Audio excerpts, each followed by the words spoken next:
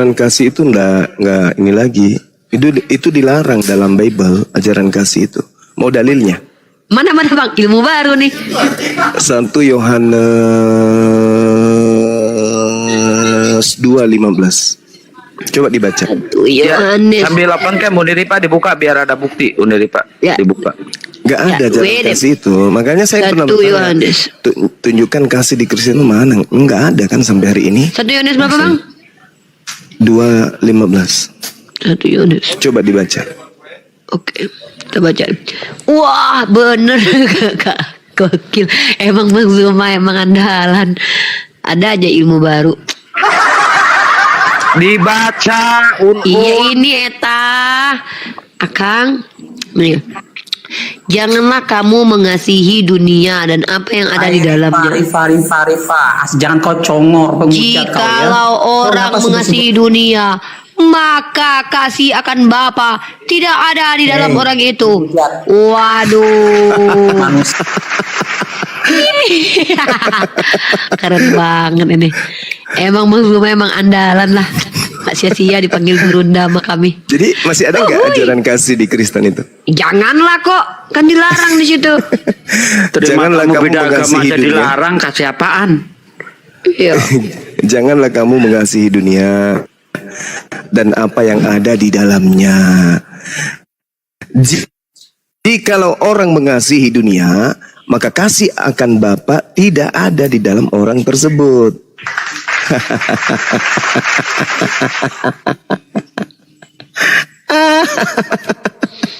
Mati-matian gaungkan ajaran kasih.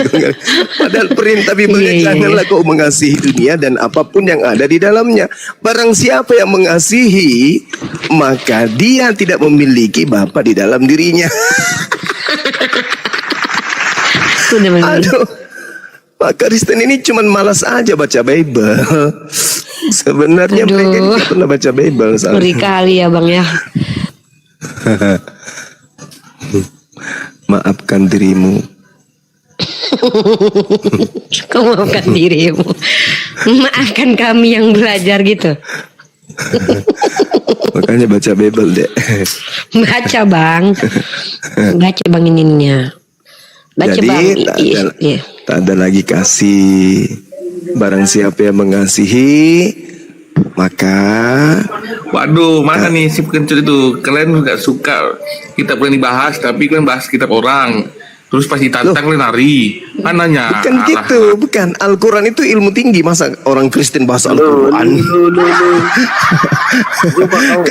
Kalau orang Islam bahas Bible itu wajar. Kalau orang Islam bahas Bible wajar. Orang Kristen bahas Al-Quran kan lucu. Lucu. Al-Quran itu memiliki minimal 15 ilmu yang harus dikuasai untuk membahasnya. Ini orang Kristen Bible aja nggak paham bahas Al-Quran. Aduh, mau apa lagi otaknya mereka? Yang ini. di room Superboy itu ya Bang? Nggak ngerti aku, nggak ngerti. Katanya diskusi di situ. Apa diskusi itu? Siapa? Mariati. Itu Bang Dio. di situ. Iya, kan Oten hostnya itu. Itu. Ngaku ateis dia malu jadi Kristen HKBP dia. Malu dia jadi Oten. Dia aja malu loh jadi Oten. Mariati. Ya Bunda Nora, selamat malam. Malam, agama apa Kak? Kristen Kak. Oke. Topan. Kok turun kayak celup aja kau. Si Topannya apa sih maumu Topan? Oh, Samiri. Mariati. Silakan itu. Mary aja suruh. Ya, selamat malam. Bunda Nora, Bang Suma, Umi Rifa. Iya. Malam Kak Mary, apa kabar? Ya. Kabar baik Kak. Silakan Kak. Gimana masih menjadi Kristen Kakak sampai sekarang? Iya Kak, itu masih doginya masih menggonggong di luar. Enggak, bukan. Maksudnya Kakak masih jadi Kristen. Masih Kak, itu masih ada doginya menggonggong di luar. Oh masih. Enggak apa-apa. Islam tuh kalau dogi aja enggak Kakak Maksud makan. dia tandanya dia Kristen itu masih ada doginya begitu. itu gitu loh. Jadi Islam pun nggak apa-apa asal jelas Kak, tujuan memelihara hewan guguk itu boleh untuk menjaga keamanan, asal jangan kakak jilatin nanti. Jadi Enggak, kalau dari apa yang mau ditanya sama internet Bang Zuma? Silakan. Iya tahu. Aku suka Kak Mary ini. Silakan bertanya sama Bang Zuma Kak. Iya. Umat Nasrani kan baru-baru saja rayakan 25 Desember dan biasanya kalau hari Natal itu kan biasanya perayaannya agak lama karena bersambung dengan 1 Januari pergantian tahun. Nah, itu ada beberapa teman-teman yang katakan nggak boleh kasih selamat hari Natal dan juga tidak boleh merayakan tahun baru. Itu ada memang hadisnya Kak atau dalilnya yang dimana kenapa ada sebagian teman-teman saya yang Ustadz itu kan pas malam tahun baru saya ajak mereka untuk rayain tahun baru, mereka ndak merespon, katanya dia ndak rayakan. Begitu Kak. Itu memang ada diatur dalam Islam atau gimana? Kami di Islam itu dilarang berdusta, dilarang berbohong. Jadi kalau misalnya kami mengucapkan selamat hari Natal, itu sama halnya kami sedang berbohong selamat hari lahirnya Yesus. Padahal kami tahu hari itu bukan hari kelahiran Yesus, berarti kami berbohong dong. Kami ikut serta dalam kebohongan gitu loh. Sedangkan jangankan di dalam Al-Quran bahwa kami tidak boleh mengada-adakan sesuatu, bahkan di Bible saja Natal itu dikutuk loh. Amos 5, 18 sampai nomor 21, Yeremia 10, nomor 3, nomor 4, itu Natal itu dikutuk sebenarnya. Gak boleh kami mengucapkan. Dan saudara Kristen pun harus menghargai itu. Karena ketika orang Kristen paham bahwa segala sesuatu bisa kemudian dilakukan bersama dengan orang Islam, menjaga ketentraman, menjaga kebersihan, menjaga kemudian keamanan wilayah tempat kita, menjaga bangsa kita, kerjasama, gotong royong, berbisnis, ya itu bisa dengan umat Islam. Tapi kalau berbicara mengenai akidah, ya orang Kristen harus menghargai itu. Bahwa umat Islam akidahnya tidak boleh kemudian mengucapkan sesuatu yang tidak benar. Itu dilarang dalam Islam. Nggak boleh. Bukan karena Yesusnya atau bukan karena Kristennya, bukan. Tapi Islam dilarang berbohong. Islam dilarang bersaksi palsu. Itu nggak boleh di Islam. Selamat Hari Raya Natal ya, artinya selamat atas kelahiran Yesus Kristus. Loh, itu kan bukan hari kelahiran Yesus. Orang Kristen aja nggak bisa membuktikan bahwa itu hari kelahiran Yesus. Jadi ngapain kami berkongko-kongko dalam kebohongan? Agama kami nggak boleh berbohong dalam agama kami. Nggak boleh berkongko dalam kemaksiatan. Itu akidah di Islam. Nah, sedangkan di dalam kitab Amos, misalnya nih kita bacakan, celakalah mereka yang menginginkan hari Tuhan. Apakah gunanya hari Tuhan itu bagimu? Hari itu kegelapan, bukan terang. Jadi kalau kitabnya orang Yahudi saja mengatakan demikian, ya gimana mungkin kami mau mengucapkan sesuatu yang ternyata itu adalah sesuatu yang merupakan kegelapan. Kemudian kita baca di dalam Yeremia 10. Sebab yang disegani bangsa-bangsa adalah kesia-siaan. Bukankah berhala itu pohon kayu yang ditebang orang di hutan dan dikerjakan dengan pahat oleh tangan tukang kayu? Orang yang memperindahnya dengan emas, dengan perak. Orang memperkuatnya dengan paku dan palu supaya jangan goyang. Padahal itu adalah sesuatu kesia-siaan. Yeremia 10 nomor 3. Kami nggak mau melakukan suatu kesia-siaan, sesuatu yang mencoreng akidah. Nah, orang Islam tidak mengucapkan itu, saudara Kristen harusnya menghargai itu dong. Bukankah kami sudah sangat toleransi? Hari Minggu libur, pada saat kalian ibadah, kami pun ikut kemudian libur. Toleransi kami. Harusnya kami libur itu karena kami mayoritas di Indonesia ini, harusnya presidennya Islam, gubernurnya Islam, menterinya Islam, semuanya Islam. Harusnya kami jadikan hari Jumat itu hari libur. Tapi karena kami Islam toleransi, biarlah kita ikuti saudara kita untuk kita hargai hari Minggu ibadahnya, kita liburan. Kurang apa lagi toleransi Islam ini? Tapi ketika kemudian kalian melakukan upacara kebohongan, Tahun baru gimana? ya kami sami'na wa ta'na. Kami mendengarkan. Kemudian perintah Al-Quran. Apa perintah Al-Quran? Jelas itu. Atiullah wa ati'ur rasul wa ulil amri minkum. Dan taatlah kepada pemimpin-pemimpin yang ada di antaramu. Pemimpin kami adalah presiden kami. Ketika presiden mengeliburkan, kami libur dong. Bukan karena Kristennya, bukan. Tapi karena negara ini meliburkan, kami ikut. Karena itu perintah Al-Quran. Atiullah wa ati'ur rasul wa ulil amri minkum. Kami bukan umat pembangkang. Kami cinta negara ini. Ketika pemerintah mengatakan A, kami aminkan. Pemerintah mengatakan B, kami aminkan. Gak pernah kami melawan pemerintah. Berbeda dengan kalian. Pemerintah mengatakan Indonesia berdasarkan berlandaskan ketuhanan yang Maha Esa. Tuhan kalian 3. Kalian gak taat kepada pemerintah. Beda dengan kami. Ketika kul huwallahu ahad dijunjung tinggi, kemudian Esa itu adalah tunggal tak berbagi, sedangkan kalian Tuhan kalian berbagi-bagi. Ada jadi burung, ada jadi orang, ada jadi roh. Itu kalian tidak taat kepada negara kita ini. Seperti itu saudariku ya. Jadi ketika saudara Kristen itu ajarannya kasih, buktikan dong. Kalau umat Islam dilarang berbohong, ya jangan dipaksa untuk kemudian mengucapkan hari kelahiran Yesus yang nyata-nyata bukan itu hari lahirnya. Sekira gitu. Bang, kalau untuk tahun baru Bang, bagaimana Bang itu? Karena ada Islam yang merayakan, ada juga yang tidak merayakan. Lah, sekarang Ini kan permasalahan kalau dipikir perayaan untuk sekarang begini, Ya, di karena mana pergantian tahun. di mana di dalam Bible itu menerangkan tentang bahwa pergantian tahun yang terjadi di Nusantara itu adalah ibadahnya orang Kristen. Ada nggak? Bukankah itu pesta dunia? Bukankah itu pesta dunia? Bukankah itu wujud kesyukuran bangsa kita ini sudah menjalankan rutinitas ritualnya, rutinitas kebangsaannya, rutinitasnya sebagai mahasiswa, sebagai bapak, sebagai ayah, sebagai ibu, untuk mereka kemudian senang pada hari pergantian tahun. Tak ada hubungannya di situ orang baca-baca Natal atau apa. Umat Islam baca Al-Quran, orang Kristen baca kitabnya. Tak ada masalah.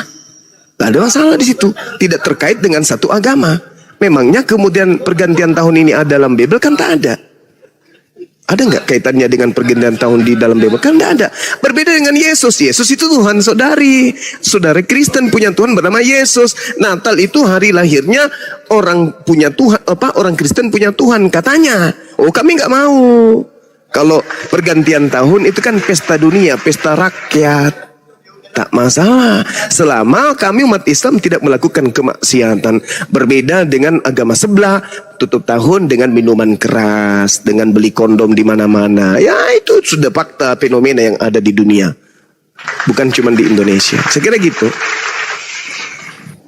Waduh.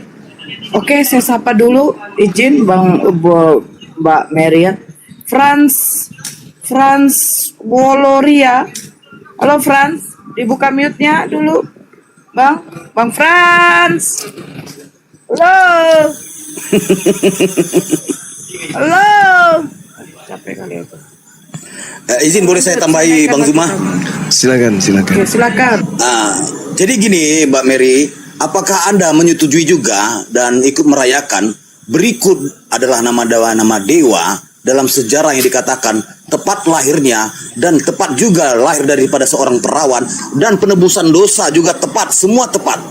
Apakah Anda merayakan itu pada tanggal 25 Desember? Sebagai contoh, Dewa Horus, Dewa Ethiopia dari Sudan, lahir tanggal 25 Desember dari seorang perawan. Dan tujuan dia mati disalib juga untuk menebus dosa. Itu lahir 3000 tahun sebelum Yesus lahir. Buddha, Dewa Nepal, lahir 25 Desember. Seorang perawan juga 563 tahun. Sama, diagnosanya sama. Krishna, Dewa India, lahir 25 Desember. lahir dari seorang perawan juga 900 tahun, diagnosa yang sama, Zarathustra, begitu juga Hercules, Mitra, Dionysus, Thamus, Hermes, Adonis, dan banyak lagi. Apakah itu tetap Anda rayakan bersama? Jadi begitu alasan kami, tepat. Kami tidak merayakan itu karena itu adalah hari lahir-lahirnya dewa-dewa paganisme gitu. Lanjut. Ya, Gak Kak usah Mary. ajakkan saya untuk santai ya. Sebentar dulu. Ya, Akang. Bang, makanya Sabar tadi dulu. itu pertanyaan saya sependapat dengan Bang Suma bahwa perayaan Tahun Baru itu kan dirayakan untuk semua umat. Tidak ada ayat di Bible mau mengatakan bahwa itu perayaan orang Kristen. Nah, justru itulah Bang pertanyaan saya karena pergantian tahun itu kan bisa dirayakan oleh semua umat, tetapi justru saya tanyakan ada beberapa teman-teman saya yang Muslim ketika baru mereka tidak mau, katanya mereka ya saya tidak tahu aliran apa sih Muslimnya, cuman mereka dibilang kami tidak rayakan itu gitu. Makanya saya tanyakan Bang, karena sepengetahuan saya itu kan perayaan umum Iya, gitu Bang. di Islam itu ada prinsip kehati-hatian. Saya sendiri tidak merayakan.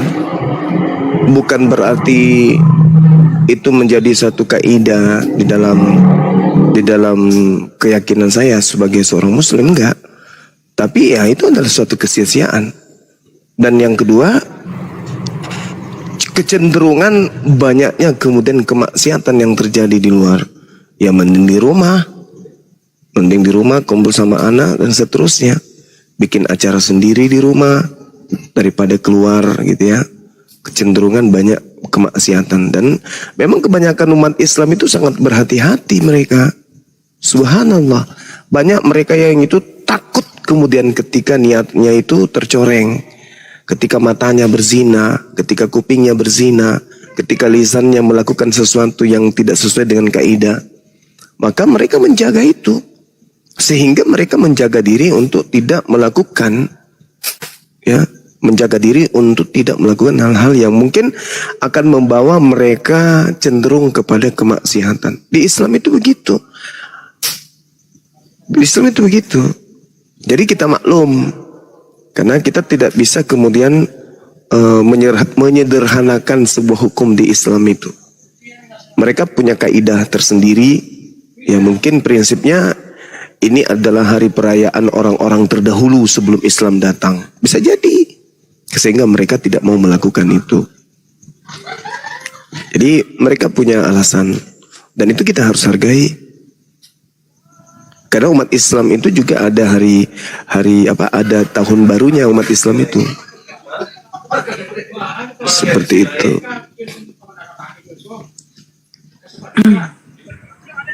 Izin abangku. Iya silakan. Ini udah berapa kali naik turun Franz. Halo Franz. Aku Siap, lama-lama aku selamat blokir malam. kau. Jangan Ya gak apa Bang. Ya Kagak cuman makan aku Katolik. dipanggil dari tadi loh Bang. Oke, Katolik iya. ya Bang. Ya silakan Ya. bertanya sama Bang. Selamat malam untuk semuanya. Malam. Selamat malam. Ya, Bang Juma, selamat malam. Malam bang, malam. Iya. Ini terkait pertanyaan saya ini soal tahun baru. Ya, soal tahun baru. Iya. Karena menurut saya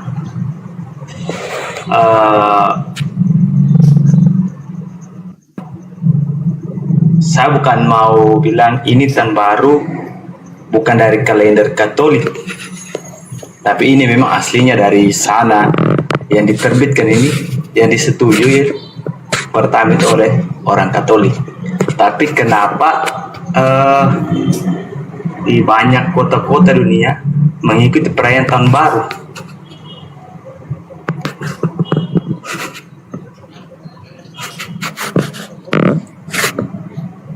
Kurang lebih seperti begitu, Bang. Yang mau dipertanyakan apa ya? Yang mau dipertanyakan itu apakah boleh selain dari non muslim bisa mengikuti perayaan itu, perayaan tahun baru? Yang melarang siapa bang? Pemerintah nggak melarang.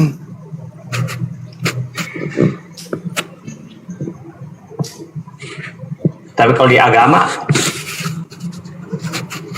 Kalau agama, kalau di Al-Quran itu paling hadis Rasulullah.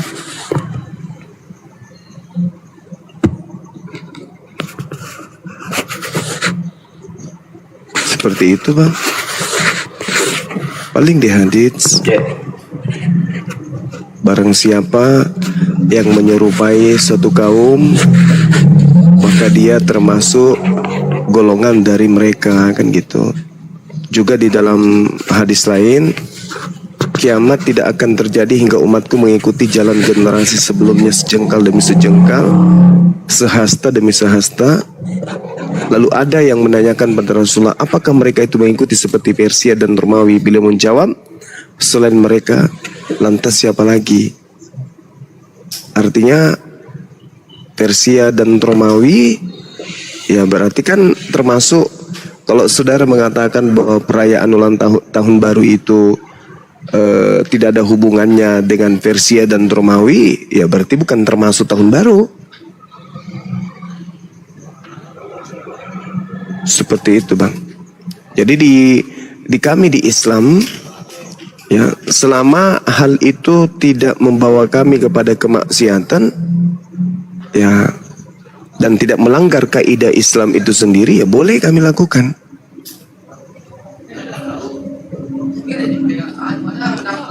Cuman mereka Ya, yang Bunda. ya silakan Dinda, silakan. Maksudnya diperkuat di hadis lain itu kan sama ketika yang satu redaksinya apakah itu Romawi dan Persia, di hadis lain dikatakan qulna ya Rasulullah al Yahuda wan Nasoro qala paman. Apakah mereka itu umat terdahulu itu adalah bangsa Yahudi dan Nasrani? Rasulullah menjawab, ya tentu siapa lagi kalau bukan mereka, begitu. Ya, berarti sama seperti yang di Bukhari tadi, Dinda.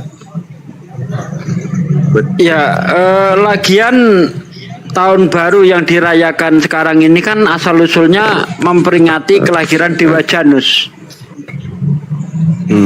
Nah itu dia, nih saya bacakan ya, ini dari Liputan 6. Julius Caesar berpikir akan tepat untuk Januari, bulan yang diambil dari nama Janus, menjadi pintu menuju tahun baru. Ketika membuat kalender, dia pun menjadikan 1 Januari sebagai hari pertama tahun itu. Bagi Caesar, kalender Julian adalah alat dan senjata politik ketika tentara Romawi menaklukkan tanah baru. Kekaisaran sering memberikan kebebasan pada rakyat barunya dalam mempertahankan adat istiadat agama dan sosial tertentu. Namun setelah kalender dibuat, itu digunakan di setiap sudut kekaisaran, tidak hanya untuk konsistensi tetapi untuk mengingatkan semua warga negara tentang otoritas Romawi dan kekuasaan kaisar. Setelah Romawi jatuh dan agama Kristen menyebar ke seluruh Eropa, perayaan tahun baru dipandang sebagai penyembah berhala. Jadi hari pertama tahun itu dipindah ke tanggal yang lebih sesuai dengan agama Kristen. Beberapa negara memulai tahun mereka pada tanggal 25 Maret. Hari orang Kristen memperingati pengumuman kepada Maria bahwa dia hamil secara ajaib, dan banyaklah. Jadi intinya Januari itu adalah memperingati kelahiran Dewa Janus. Begitu. Lanjut. Nah, jadi kalau kita sudah tahu bahwa itu adalah kelahiran Dewa Janus, apa mungkin kita itu ikut-ikutan memperingati kelahiran dewa? Itu saja yang jadi pertanyaan. Monggo dilanjut. Itu Opung selalu ngirimkan video-video penyalipan Yesus. Gila. Bangga kali Makanya, dengan kerjaan iblis. Yang melakukan penyaliban itu adalah iblis. Yang melakukan penyaliban. Korban disalib dijadikan Tuhan oleh iblis. Gimana dong? Tapi bang, kalau setiap diskusi sama mereka kan, konsep penebus dosa tuh yang abang kasih data Yohanes 11 itu kan bang, itu memang kalau saya bilang, coba kalian tanggapi itu yang saya bilang, Yohanes 11, mereka memang nggak bisa bang. Memang nggak bisa. Memang nggak bisa karena mereka ini bukan pengikut Nabi Yesus. Mereka ini adalah pengikut Kristus Yesus. Beda itu. Beda antara Nabi Yesus dengan Kristus Yesus yang datang kepada Paulus itu. Itu beda. Dua oknum yang berbeda antara Yesus anak Maria, sang penginjil, dengan Yesus yang datang kepada Paulus. Tuh. Beda. Yesus ketika datang di tengah. Saya bertanya. Iya, silakan.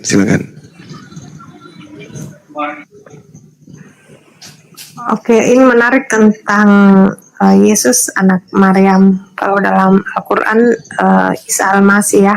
Iya, betul. Ya.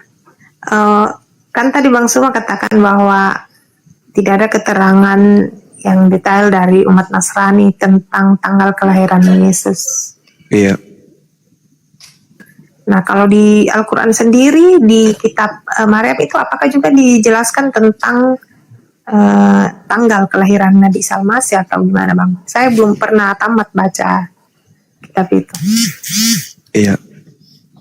Kalau di Islam itu nggak ada juga tanggalnya. Karena memang jangankan Yesus, Nabi Muhammad aja nggak ada tanggal lahirnya di Al-Quran. Karena Al-Quran itu bukan buku biografi yang menceritakan orang per orang. Nggak diceritakan seperti itu di dalam Al-Quran terkait kelahiran Nabi Isa alaihissalam. Cuman diceritakan bahwa ketika Nabi Isa datang di tengah-tengah Bani Israel, ibunya dituduh pezina. Al-Quran membela tuduhan itu.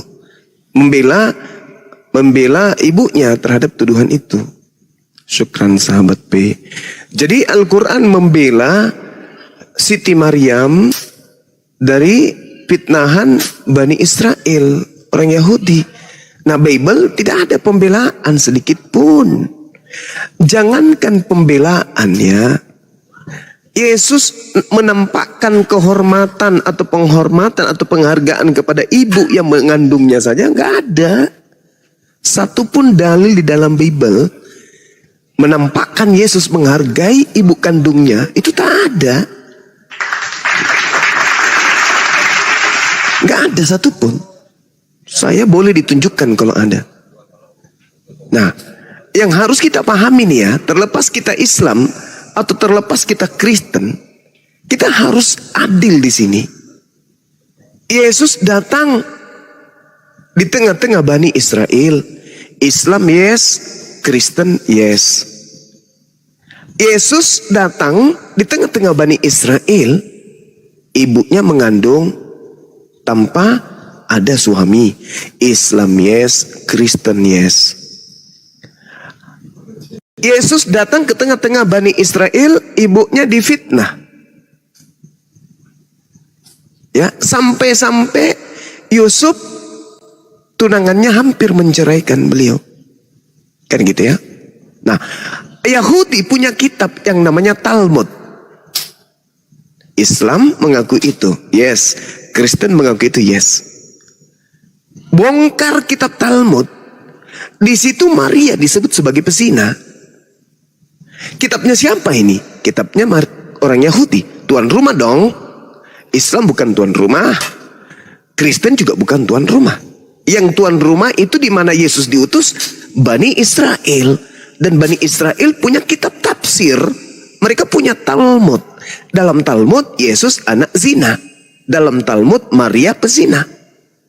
Apa pembelaan Bible kitabnya Kristen terhadap tuduhan Yahudi dalam Talmud? Ada? Gak ada. Cuman Al-Quran yang kemudian melakukan pembelaan terhadap Yesus atau yang kami sebut Nabi Isa alaihissalam. Gila gak tuh? Di saat umat Islam tidak pernah mengaku kemudian sebagai pengikut Nabi yang datang di tengah-tengah Bani Israel, lahir tanpa ayah. Di saat itu juga lisannya umat Islam setiap saat memuliakan oknum tersebut. Tetapi di sisi lain, orang Kristen mengaku pengikut, tapi lisannya, kepercayaannya, keyakinannya Apa yang mereka imani itu adalah makhluk terkutuk. Ditampar diaminkan Kristen, diludahin diaminkan Kristen, ditonjok diaminkan Kristen, ditombak diaminkan Kristen, ditelanjangin diaminkan oleh Kristen, dibunuh diaminkan oleh orang Kristen. Apa ini? Sedangkan ketika tuan rumah orang Yahudi memfitnah habis-habisan, anak ini anak zina, ibunya pesina, apa pembelaan Kristen? Ada? Tidak ada, bullshit. Al-Quran kemudian datang melakukan pembelaan terhadap itu. Padahal kami pemilik Al-Quran tidak pernah mengaku sebagai pengikutnya. Nah, tolak ukurnya kemudian sebagai orang yang waras, orang yang sehat, tidak egosentris terhadap keyakinan sendiri, membabi buta, enggak. Di dalam Yohanes 16:14, ketika datang penolong lain itu dia akan memuliakan aku. Sekarang mari kita lihat. Di mana Yesus itu dimuliakan? Di Al-Quran atau di Bible? Al-Quran. Berarti Roh Kudus itu datang kepada siapa? Roh kebenaran itu di mana? Di Islam dong. Lalu Kristen ini mendapatkan informasi-informasi dari mana tentang Kristen? Tentang Yesus. Dari mana didapatkan? Kalau kami dari langit, dari Roh Kudus, tembus ke baginda Rasulullah Muhammad SAW melalui Al-Quran. Kalau orang Kristen dari mana? Ayo, dari penelitian orang yang tidak dikenali. Lukas tidak dikenal, Markus tidak dikenal, penulis Matius tidak dikenal, penulis Yohanes tidak dikenal, penulis Ibrani sampai hari ini tidak ketahui, Paulus tidak dikenal siapa bapaknya, siapa emaknya. Tapi tentang Yesus, dia datang adalah Tuhan inkarnasi, teopani dan seterusnya, mati, bangkit, nebus dosa, bla bla bla bla bla dan seterusnya. Itu semuanya didapatkan bukan dari informasi yang menjadi pokok primer di dalam Yesus melakukan penginjilan di tengah-tengah Bani Israel. Lalu apa yang kita harapkan? Oh, kasih. Kristen itu kasih. Kristen itu kasih. Ketika Kristen mengajarkan anaknya menyembah kepada orang yang keluar dari kubur, dia bilang kasih. Ketika orang Kristen kemudian percaya kepada pengajaran yang didatangkan justru jauh setelah Yesus itu terangkat ke langit, itu disebut kasih. Mengajarkan anak-anaknya, keturunannya menyembah kepada makhluk yang keluar dari kubur, itu dianggap kasih. Oh no, Tuhan yang benar mengajarkan kemudian baik dalam Al-Quran maupun dalam kitabnya orang Yahudi, bahwa kasih itu mentaati perintah Allah. Kasih itu mentaati perintah Tuhan. Kasih itu mentaati perintah Eloah. Bukan perintah manusia Paulus yang ditaatin, tapi perintah Eloah. Itu kasih. Itu tidak bisa dibantai itu. Ulangan 11 nomor 1, Yosua 22 nomor 5, Yesaya 6, Yesaya 4. Jangan kau tambahi, jangan kau kurangi. Tetapi kamu harus setia menjalankan segala perintah yang telah kuperintahkan kepada Nabi Musa. Kristen lakukan enggak? Enggak. Lalu mulut kemana-mana, kasih loh, kami Kristen itu kasih. Kasih apa dong? Tuhan mengatakan Keluaran 20 nomor 3, jangan ada ilah lain di hadapanku. Orang Kristen membuat ilah baru enggak? Yes, nama ilahnya siapa? Yesus. Ada enggak orang Yahudi, kaumnya Nabi Musa, menyembah Tuhan bernama Yesus yang adalah manusia? Enggak ada. Ada enggak kemudian Tuhan yang hadir di tengah-tengah Bani Israel? Ketika Yesaya, Yeremia, Daniel, Samuel menerima pewahyuan penglihatan kenabian kepada mereka. Ada enggak mereka menyembah anak bayi? Ada? Menyembah anak bayi ada? Gak ada. Berarti Tuhan yang diajarkan kemudian di dalam Yeremia 31 nomor 34, jangan lagi di antara kamu saling mengajarkan tentang aku dengan berkata kenalilah Tuhan, sesungguhnya di antara kalian besar kecil telah mengenal aku, dan aku tidak akan lagi mengingat dosa-dosa mereka. Jadi gak perlu lagi ada Tuhan bayi imut datang, pada hari ini telah lahir bagimu Tuhan. Jangan lagi, kata Tuhan. Yeremia 31-34. Jangan lagi. Kecuali orang Kristen. Karena mereka ini adalah penganut baru. Sekte baru. Yang dikatakan kemudian Syukran Bang Fe. Yang dikatakan kemudian dalam kitab saudara sendiri Kisah Para Rasul 24 nomor 5. Paulus ini adalah penyakit sampar yang telah menyesatkan orang-orang Yahudi di seluruh dunia yang beradab. Dan dia adalah dia adalah tokoh dari sekte Kristen. Jelas tuh kitab tuh. Jelas tuh. Tapi kenapa orang tidak sanggup untuk sampai kepada poin kebenaran Bible yang diuraikan? Karena Al-Quran mengatakan apa? Wa makaru wa makarallahu wallahu khairul makirin. Mereka mencoba untuk menipu, mereka mencoba untuk melakukan tipu muslihat. Tapi Allah mengatakan apa? Aku Tuhan, aku Allah membalas tipu muslihat mereka, dan sesungguhnya aku adalah sebaik-baiknya pembalas kejahatan. Itu jelas tuh kata Quran. Karena mereka percaya kepada kejahatan. Bukankah Yesus berkata dalam Matius 12, angkatan jahat ini minta satu tanda, dan tidak akan diberikan satu tanda apapun kecuali tanda Yunus. Apa itu? 3 hari 3 malam. Berarti pada hari ketiga bangkit dari kubur, hari ketiga keluar dari perut ikan. Yang percaya terhadap kebangkitan itu angkatan jahat. Nah, kenapa orang jahat ini dikatakan sedemikian rupa? Ya karena itulah tadinya, mempercayai bahwa yang keluar dari perut bumi itu adalah Tuhan. Konyol.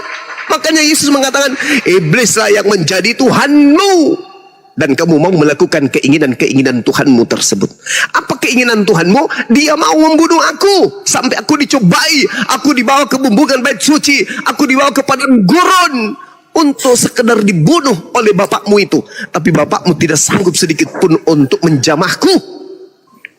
Iblis berupaya membunuh Yesus, berupaya.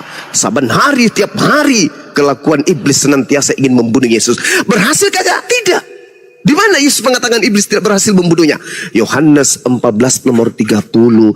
Tidak lama lagi aku berkata-kata denganmu, tetap karena penguasa dunia ini telah datang, yaitu iblis, dan iblis sedikit pun tidak berkuasa atasku. Jadi ketika iblis merasuki Yudas untuk membunuh Yesus, tidak berkuasa. Iblis merasuki imam kepala mahkamah agama, orang Farisi, orang Yahudi, ahli Taurat, tidak berhasil. Kenapa? Karena Yesus sendiri mengatakan, Yohanes 8 nomor 29, dia yang telah mengutus aku tidak membiarkan aku seorang diri, akan tetapi dia senantiasa bersama dengan aku, sebab aku selalu melakukan perbuatan yang berkenan dari dia. Tuh, jelas itu. Tuhan tidak membiarkan aku seorang diri. Dia senantiasa menemani aku. Jadi tidak mungkin kemudian iblis bisa membunuh Yesus melalui tangan Yudas. Tidak mungkin iblis bisa membunuh Yesus melalui orang-orang Farisi. Nggak mungkin. Yesus orang yang dikasihi, coy. Yesus orang soleh. Yesus orang yang taat kepada Tuhannya. Dunia harus tahu, kata Yesus. Yohanes 14 nomor 31 kalau nggak salah. Dunia harus tahu bahwa aku senantiasa melakukan apa yang diperintahkan oleh Bapa. Apa artinya? Dunia harus tahu kalau Yesus itu adalah hamba yang taat. Yesus itu orang yang saleh. Ibrani 5 nomor 7. Apa pula Kristen muncul-muncul mengimani pernyataan makhluk yang datang, yang membisikkan pernyataan kepada Paulus, Yesus itu makhluk terkutuk yang digantung di atas pohon. Cobalah saudara-saudara renungkan. Kenapa kalian diusir? Matius 7, 22, 23. Enyahlah daripadaku kalian semua adalah pembuat kejahatan. Padahal level kalian itu udah sampai level ma'rifat kalau di Islam. Level tertinggi. Bayangkan itu. Menjamah orang sakit sembuh. Coba. Orang lumpuh kalian jamah, bisa sembuh. Orang buta kalian jamah, bisa melihat. Kurang apa lagi coba? Orang kerasukan setan bisa kalian obatin. Orang gila kalian sembuhkan. Coba. Tapi kenapa Yesus mengusir kalian? Ada apa? Karena kalian sebenarnya bukan mengikuti kehendak Bapaknya Yesus. Kalian melakukan kehendak Bapak yang adalah iblis yang datang kepada Paulus. Assalamualaikum warahmatullahi wabarakatuh. Waalaikumsalam. Saudaraku Juma. Sabar dulu, Bang. Saya moderator. Saya ngomong sebentar dulu. Saya ngomong Ya, sabar sebentar. dulu. Kan Anda tahu adab nggak? Tunggu selesai. Ya, Ya gitu ya, pada kesimpulannya bahwasanya ya ketika Islam kemudian menjelaskan melalui Al-Quran, ketika orang Yahudi, bukan Kristen ya sekali lagi, orang Yahudi loh, Yesus diutus untuk orang Yahudi loh, bukan untuk orang Roma. Sedangkan Kristen itu awalnya dari Roma, bukan untuk orang Yunani, bukan. Yesus untuk Bani Israel. Di dalam Al-Quran dijelaskan, ya Bani Israel, inni Rasulullahi ilaikum. Matius 15:24. Aku diutus hanya kepada domba yang hilang dari umat Israel. Jelas itu. Itu pengakuan langsung Yesus melalui mulutnya sendiri berdasarkan Bible. Oke? Ketika dia datang ke tengah-tengah Bani Israel, dia dituduh sebagai anak zina. Ibunya pesina. Al-Quran membela itu. Bible tak sedikit pun membela itu. Bahkan di dalam Bible Yesus dihinakan, direndahkan serendah-rendahnya. Bagaimana saya tidak mengatakan Yesus serendah-rendahnya di Bible? Coba tengok. Kristen memperkosa ibu kandungnya. Kristen memperkosa anak kandungnya. Kristen membunuh ibu yang melahirkan sekalipun, atau dosa apapun yang paling besar yang dilakukan oleh Kristen, cukup percaya kepada Yesus mati di salib. Dosa memperkosa, dosa membunuh ibu kandung tadi itu ditebus oleh Yesus. Gila nggak? Gila nggak tuh? Luar biasa agama Kristen ini. Ya, jadi sekira gitu ya dari saya. Kalau mau ditanggapi silakan. oke Bang. Saya sapa dulu ya Bang. Tongkat Musa. Selamat malam. Agama apa Bang? Aku Islam aku. Ya silakan saudara Tongkat. Ya maksudku begini saudaraku Jumang. Aku bukan mau membela Oten. Iya silakan Bang. Nah, tapi kita harus ingat. Quran kita itu datang untuk membenarkan kitab sebelumnya. Kitab yang mana itu Bang? Taurat, Zabur dan Injil. Oh, jadi Anda mengimani Bible itu Injil?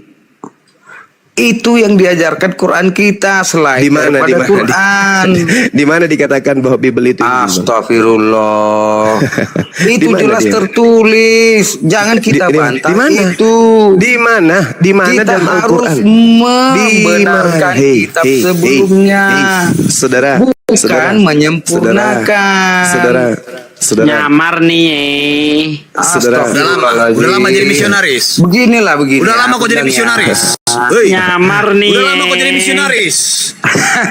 Coba kalau kau Islam tahu dulu Bang. Kalau kau Islam tahu dulu Bang. Bang, tahu dulu Bang. Tahu dulu Bang. Kalau kau Islam tahu dulu Bang. Coba tahu dulu Bang.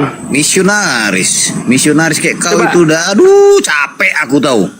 Kabur. Mana Bang Juma tadi? Aduh. Ngapain harus nyamar-nyamar Bang? Waduh. Hah?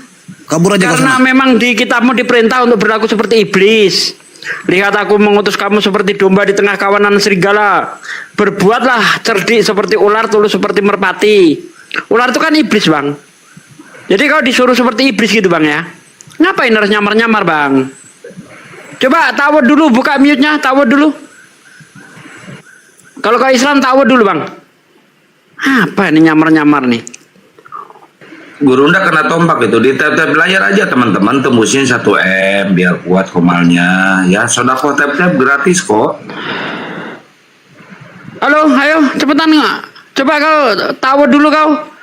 Nyamar-nyamar lagi aduh. Coba tawud dulu Jangan Bang. bantah itu saudaraku. Coba tawud dulu Bang. Bukan Bang untuk tawud dulu Bang. menyempurnakan, tapi untuk Kenapa kau membenarkan harus kitab nyamar? sebelumnya. Emang kalau nggak tipu-tipu agamamu nggak laku ya Bang? Taurat, Harus Zabur tipu-tipu. dan Injil itu harus kita supaya imani. agamamu laku gitu ya.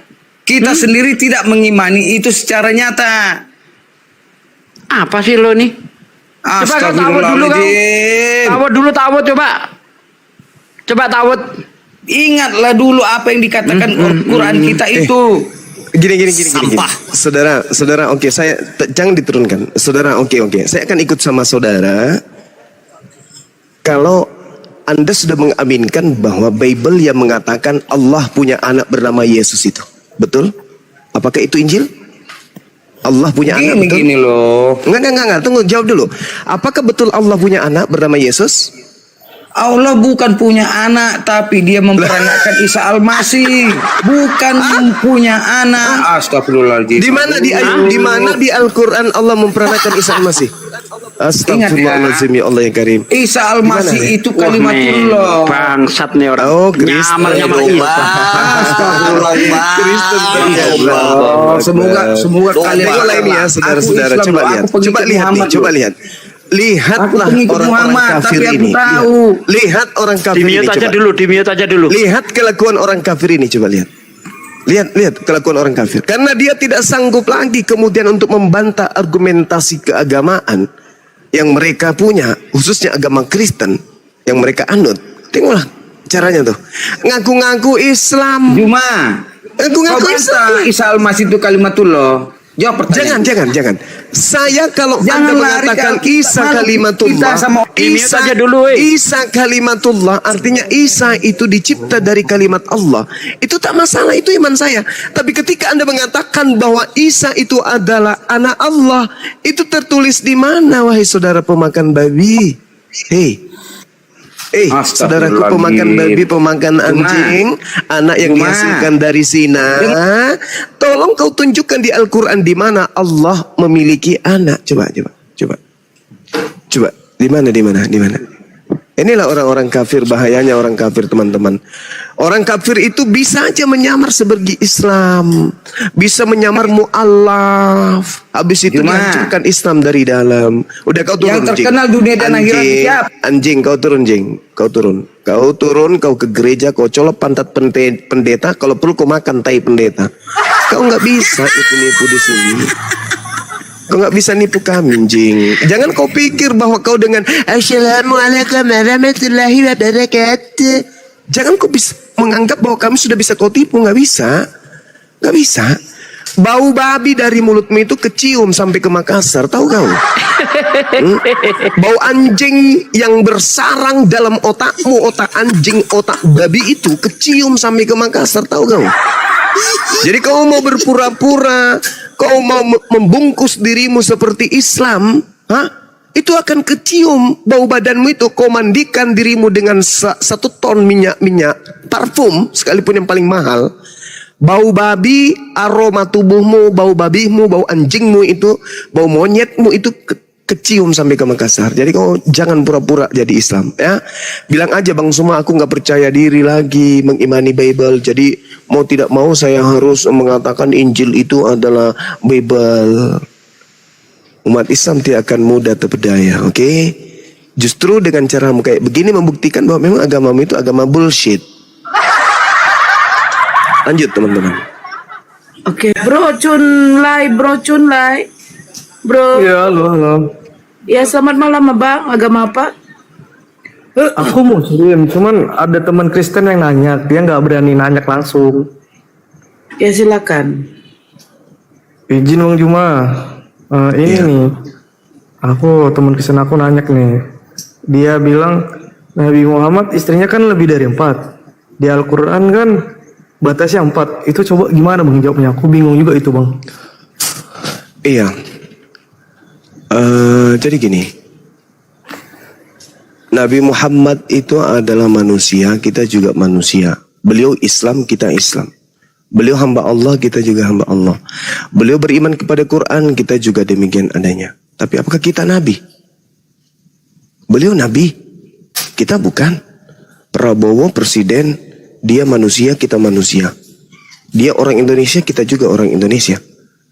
Sama-sama warga Indonesia. Oke? Tapi dia presiden. Apakah hak dia sebagai presiden sama dengan hak kita? Padahal kita sama-sama manusia nih. Sama-sama orang Indonesia nih. Hak kita dengan beliau, Pak Prabowo, sama nggak? Ya nggak sama lah. Apalagi seorang nabi.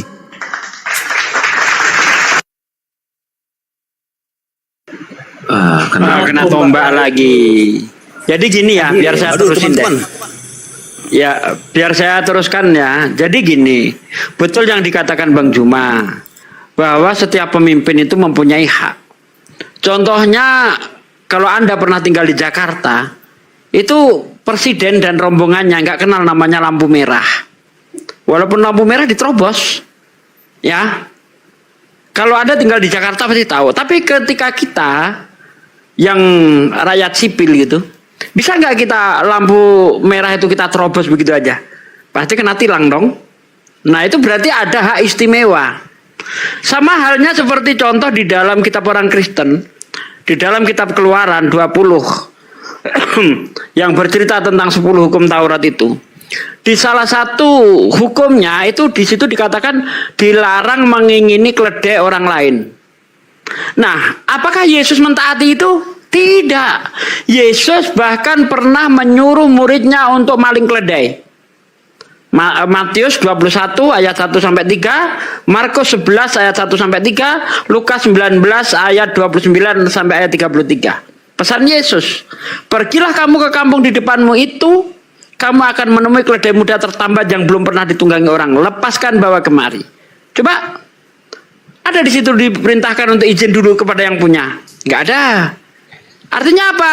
Yesus juga melanggar ya kitab yang dia bawa. Menurut Bible, Yesus pernah menyuruh mencuri keledai. Sementara di dalam hukum Taurat, 10 hukum Taurat salah satunya dilarang mengingini keledai orang lain. Lanjut, Aki Juma, udah naik lagi.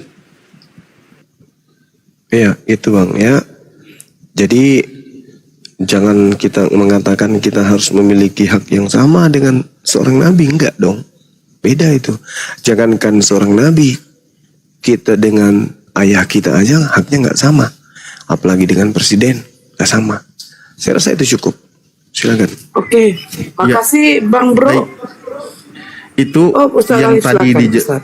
yang tadi dijelaskan oleh guru-guru kami itu tertulis di dalam Al-Quran, ya. Bagaimana kehususan Rasulullah SAW dalam hal masalah memiliki istri. Bahkan di situ dikatakan Bismillahirrahmanirrahim, wa mur'atam mu'minatan iwahabat nafsaha lin nabiyyi in arodan nabiyyu ayyastangkiyaha kholisatal laka min dunil mu'minin. Kehususan bagi seorang nabi itu diperbolehkan jika wanita-wanita itu ingin dinikahi oleh seorang nabi. Nabi mau memilihnya silahkan, itu kebolehan untuk nabi. Min dunil mu'minin tidak berlaku untuk seluruh orang-orang beriman umatnya. Kehususan Nabi ini yang diberikan kepada Nabi kami yang tanpa batas, justru Nabi kami membatasi diri, memiliki istri. Bayangkan jika Rasulullah memiliki istri sebagaimana para Nabi di kalangan Bani Israel. Mungkin begitu besar hujatannya terhadap Rasulullah. Hitungan belasan saja, fitnahan terhadap Rasulullah begitu besar. Apalagi mengikuti Raja Salomo, apalagi mengikuti Raja Daud. Mungkin Oten bakal setiap hari menghujat Rasulullah. Padahal Rasulullah kalau mau, begitu banyaknya wanita-wanita yang ngantri terhadap Rasulullah untuk nikahi, beliau tetap membatasi diri. Beda dengan Akang. Nggak jadi ya, nggak berani bercanda. Akang? Takut dikit. Akang bisa batasi diri? Cicilia. Ustaz. Jadi gini Bunda Rama, sebelumnya saya mau informasi dulu sama teman-teman ya. Teman-temanku yang di bawah. Satu nih mata. Bunda Nora. Jadi gini teman-teman, tolong tap-tap layarnya lebih kencang. Kalau bisa dalam waktu 5 menit 1,5 M ya. Biar akun kita report, biar nggak kena report ya teman-teman ya. Sekali lagi saya mau umumkan sebentar lagi ya. Untuk teman-teman viewer di bawah yang sangat baik ataupun pura-pura baik serta manusia yang beriman juga manusia yang masih mencari keimanan. Saya Kaiser Juntak menyiarkan langsung di frekuensi Roh Kudus 3,1 FM Sungai Jordan. Saya Ketua Dewan Pimpinan Pewarta Bukit Golgota. Kencangkan tap-tap layarnya sahabatku di bawah agar akun kita kuat dan anti report. Dan jangan lupa follow akun host dan narasumber. Sekali lagi saya ingatkan untuk narasumber Tritung ya, Protestan, Katolik, Warnes, penyembah knalpot Mio yang menuankan pelak Pajero. Kalau naik koma diskusi bawa otak dan akal, akademis dan duduk manis. Ingat, sebelum bernarasi tampilkan data dan gunakan dalil sesuai dengan tekstual. Boleh kau merujuk ke teks original. Kalau ditanya konsep Tritunggal, jangan kau jawab dengan kasur guling bantal. Pembahasan di sini penuh edukasi, pembelajaran, bermutu dan berisi, bukan opini dan bukan asumsi imani. Karena kita kasih paham gabungan API, jangan menjual isi biblos dengan dogma doktrin sejengkal, karena isinya bisa produk gagal. Awalnya ajaran kasih, akhirnya cerita nakal. Boleh terangkan sesuai paradoks, tapi terima nanti kenyataannya jika ketaboks. Viewer di bawah bosan dengerin narasumber yang bodoh, karena lebih asik membaca majalah bobo. Kalau sudah mau nyerah dan teler, mendingan kau turun dan baca saja majalah populer. Kalau cuma mau khotbah, doktrin dan dogma, mendingan diam. Nyimak jadi berhala atau nongkrong saja di rest area. Perlu digarisbawahi sekali lagi, diskusi jangan tantrum, kesurupan, serangan jantung, gangguan kejiwaan. Harap diskusi dan bantah menggunakan dasar dalil dan data. Paparkan dengan baik, narasi, literasi, kolerasi, komparasi. Tidak menggunakan diksi-diksi, asumsi, logikasi, terasi, kontrasepsi, cekcokologi, apalagi geoblokologi. Jangan ya. Narasumber memberi dedikasi, viewer di bawah mendapatkan edukasi. Diskusi tanpa pakai urat, tanpa hujan menghujat, tanpa ajaran sesat. Inspiratif, tidak mengenal kontradiktif, dan pastinya bukan provokatif. Diskusi di atas jangan terlalu bego, seperti ayam sakit lagi berkokok, nangis, macet, bubuk dan mogok-mogok, terkena tampol, masih mau kau datang besok. Selamat datang di kebenaran bagi yang menerima, dan tetap bingung buat kalian yang masih kuar-kuar seperti mencari ketiak ular. Sekian, stay tune. Terima kasih. Foto profilnya tolong ya diganti foto profilnya, geli kali nih.